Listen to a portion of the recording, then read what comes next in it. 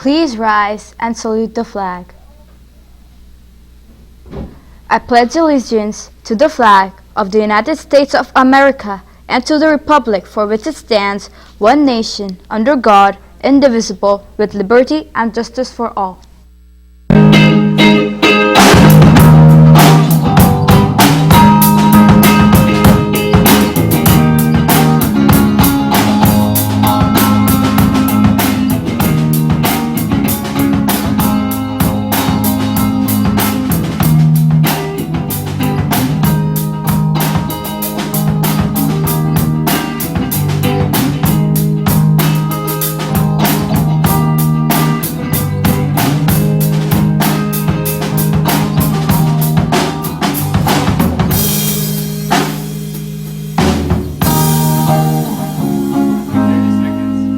Good morning and welcome to RPtv.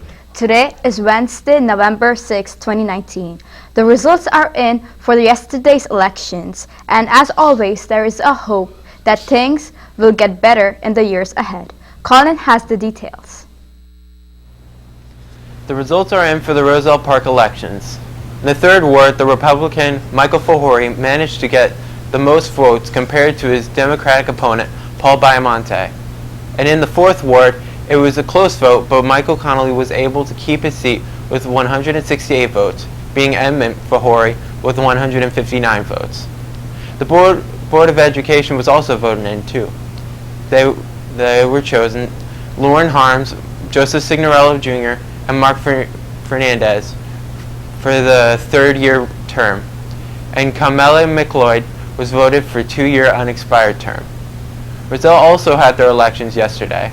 The results are here. The Mayor, Christine Dansereau, will continue to be mayor for the next 4 years. Councilwoman Denise Wilkerson will be moved from First Ward to Council at Large, leaving the First Ward seat open. Finally, Cindy Thomas will be joining as Fourth Ward Council member.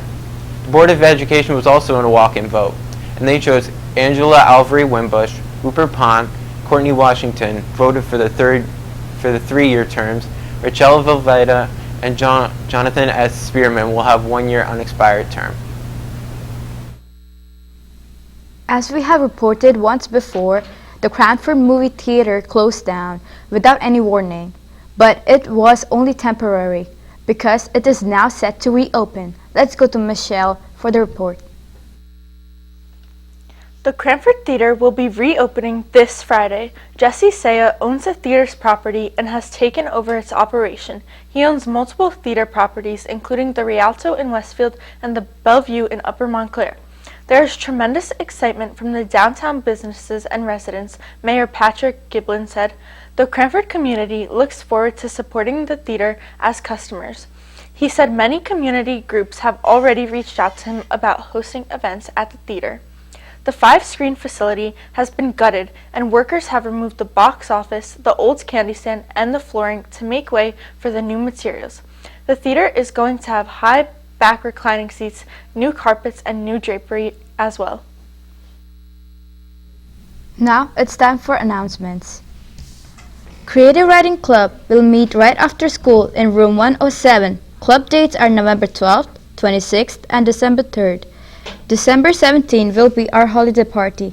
New members are always welcome.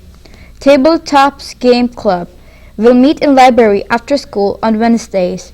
Come check out a wide variety of board and card games. Sims, Amoroso, or Miss Lemke for the details. Art Club and National Art Honors Society will be meeting Fridays after school in room 102 during the school year. We are working on projects and sometimes exploring new media. Join us. If you are interested in purchasing a yearbook for $90, contact Mr. Fucci. There is a limited number of yearbooks available. The Borough of Roselle Park's annual Veterans Day ceremony will take place in front of Roselle Park Veterans Memorial Library on Monday, November 11th at 11 a.m. Mayor Sig and the Borough Council invite everyone to join together to honor and thank all who served in the United States Armed Forces, living or deceased, and current service members. RPH's Student Pantry Thanksgiving Food Drive. There will be a non-perishable and canned food drive to collect food for RPH's student pantry. You can drop donations off in the main office, nurse's office, and room 10. See Mrs. Rango with any questions. Collections for this drive will run until November 26th. Mayor Sig and Borough Council invites you to celebrate the magic of the season with Santa's Parade of Lights at the annual Christmas tree lighting and holiday gala on Friday, December 6, 2019. Residents, groups, and organizations are welcome to participate in the parade by decorating their vehicles with the holiday lights and ornaments. The vehicle parade assembly will begin at 5:30 p.m. at Sherman Elementary School.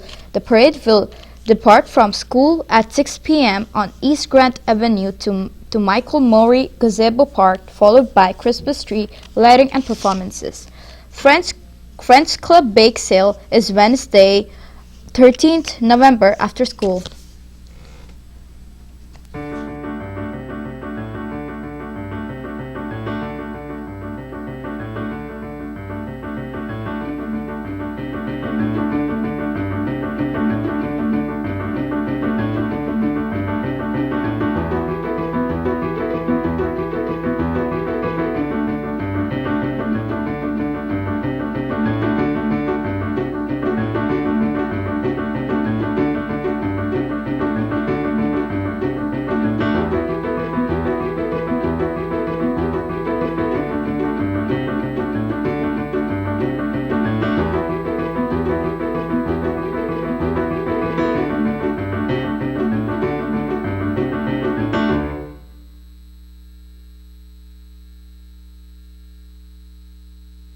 If you have any travel plans for this long weekend, pay close attention because the winter weather is moving in to some parts of the state. Colin has the latest details.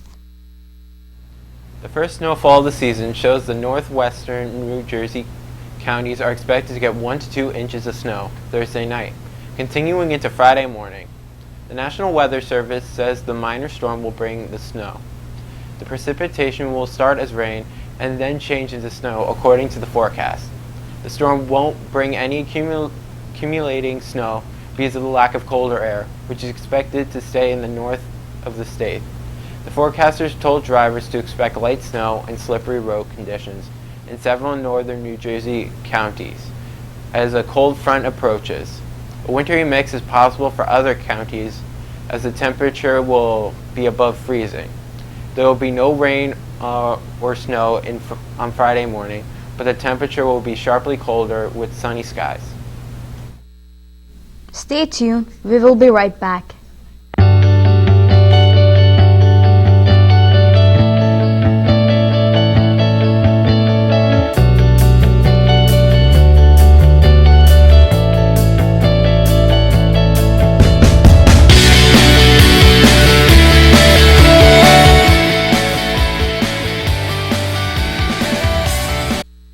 For watching. Have a great weekend. Stay tuned for CNN 10.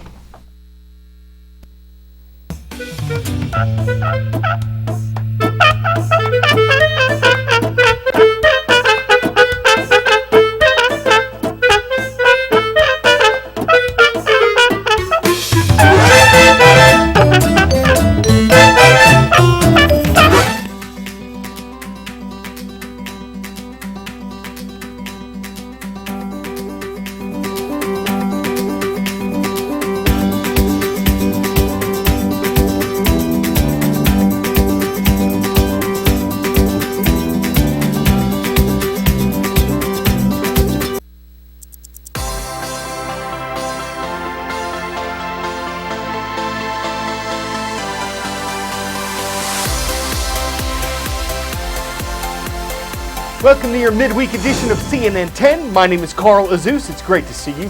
We've done some reporting lately on the destructive wildfires in California. The state's still in the midst of its fire season when blazes are more likely to flare up, but the major wildfires we've told you about have been contained for the most part. Now, though, some people in Southern California are in danger of another potential disaster, flooding. The U.S. Army Corps of Engineers, which operates and maintains about 700 dams in America, recently issued a new warning about the Mojave River Dam. It's located at the northern side of the San Bernardino Mountains. And last year, the Corps ran a risk assessment of it and concluded that if water flows over the top of the dam during an extreme flood event, the dam could fail. To be clear, the Corps says the kind of flooding that could cause that is unlikely and it's never happened before. But it's drawing attention to the issue because the area expects more rain this winter. And if the dam were to fail, flooding could affect more than 315,000 people who live in nearby communities about 70 miles northeast of Los Angeles. The Mojave River Dam was built in 1971. That makes it younger than most of the dams across the U.S. There are more than 90,000 of them, and most are more than 50 years old. They help provide irrigation and hydropower and protect communities from flooding. But many across the country are under review, and the importance of assessing them became clear in 2017 when the Oroville Dam in Northern California was damaged after heavy rainfall. That led to the evacuation of 180,000 people before water levels at the dam dropped. 4 years ago, the Army Corps of Engineers estimated it would need $24 billion to fix all the dams that needed repairs. 10-second trivia. Which of these animals hibernates in winter? Tree squirrel, mosquito, monarch butterfly, or silverfish?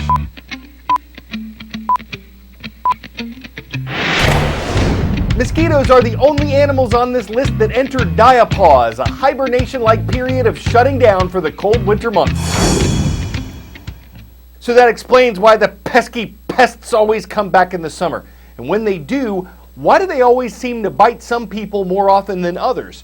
Scientists say there are a number of things mosquitoes are attracted to. Strongly scented soaps are believed to get their attention, along with certain deodorants and perfume. The increased carbon dioxide we give off when we're exercising can create a buzz among the insects, as well as our sweat. As far as clothing goes, researchers are divided over whether it's bright or dark clothes that make us easier for mosquitoes to spot. But a recent study has found that different types of body odor could make some people more prone to mosquito bites than others. Is there anything that can be done about that? Maybe one day, if a drug is designed that can change those odors. Could that have side effects of its own? Yes. But because of the diseases they carry, mosquitoes are responsible for more human deaths than any other animal. There's a lot of international interest in keeping them away. It's not all in your head. Some people really are more attractive to mosquitoes than others. Research has determined that it has to do with how each of us smells, which is individual to everyone and partly determined by our DNA. Fraternal twins are much less similar to each other than identical twins are in terms of DNA and odor. So experts in London conducted a study between fraternal twins and identical twins to see if there was a difference between the two. When they exposed the twins to mosquitoes, they found that identical twins were bitten in similar amounts, but fraternal twins were bitten in differing amounts, meaning that mosquitoes really do bite some individuals more than others, and that's at least partially because of body odor. Scientists already have a sense of which compounds in human odors attract mosquitoes. They're hoping to develop a drug that changes human body odors to make them less attractive to mosquitoes. That could have major public health benefits, especially in areas where mosquitoes transmit diseases like malaria, dengue fever, and West Nile virus. We are about 8.5 months away from the next Olympics. The 2020 Games will be held in Tokyo, Japan. They'll run from late July through early August. And about a month after the Olympics begin, the Paralympic Games get started, running from late August through early September. The Tokyo Organizing Committee says they'll be the biggest and most exciting Paralympic Games ever held. And a young man who hopes to be there is busy training in the pool when he's not studying, acting, or modeling.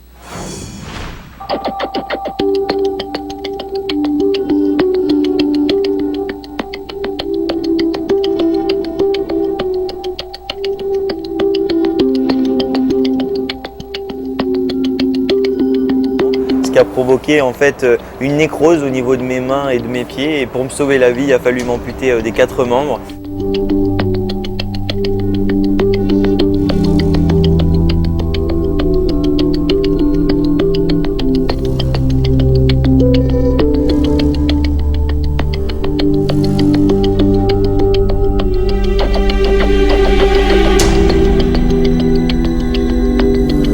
Ça m'a donné moi aussi l'envie de de relever des défis et de montrer à ma famille, mes amis que j'étais capable de faire des choses extraordinaires malgré mon handicap.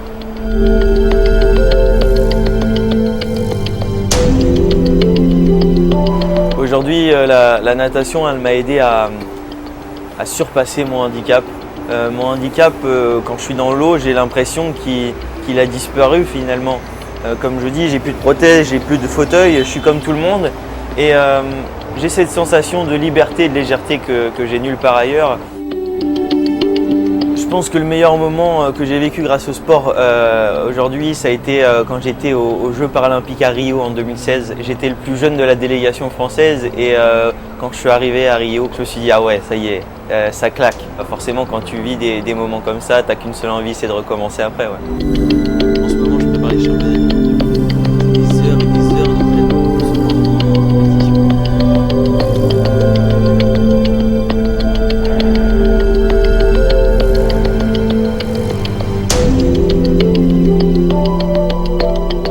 J'ai la chance de faire aussi plein de choses à côté de la natation. Je suis devenu égérie pour la marque Biothermum. J'ai la chance aussi de pouvoir jouer dans la série Vestiaire sur France Télévisions. C'est vrai que c'est complètement autre chose, encore rien à voir avec le sport, rien à voir avec le mannequinat et tout. Mais c'est des moments que j'adore parce qu'on se prend pas trop au sérieux. Tu veux que je te prenne ton sac? Non, ça ira, merci. Tu veux que je t'aide à passer sur le banc? Non, ça va. Tu veux peut-être que j'aille te chercher quelque chose à boire? Arrête, on dirait mon père. Dans cette série, moi j'ai un peu le rôle du jeune vachement hautain. Et en tout cas, c'est pas du tout ma personnalité en temps normal. Et du coup, c'est ce que j'apprécie aussi, c'est de faire des choses que je ferais pas en temps normal.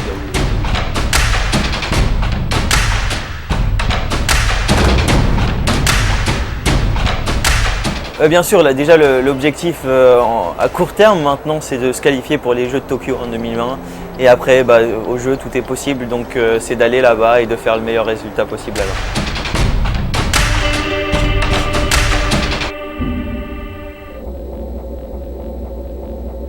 C'est vrai que je suis en train de vivre quelque chose d'extraordinaire encore aujourd'hui. Enfin, il y a 2-3 ans de ça, si on me disait que j'allais me faire interviewer par CNN sur les champs, je t'aurais dit mais non, c'est pas possible, c'est impossible. Ça veut dire surtout que les choses sont en train de changer vis-à-vis de la différence. Et je suis ravi de faire partie des personnes qui se battent au quotidien pour faire changer les choses.